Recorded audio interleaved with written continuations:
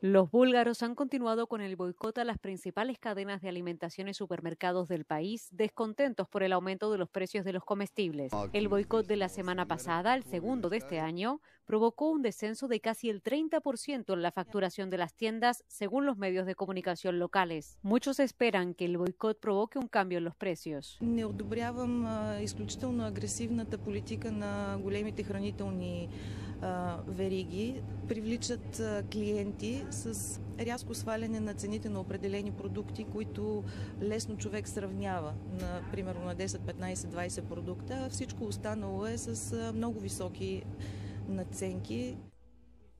Para la propietaria de esta pequeña tienda de comestibles, el boicot ha supuesto un aumento de los clientes que acuden a comprar alimentos a su tienda.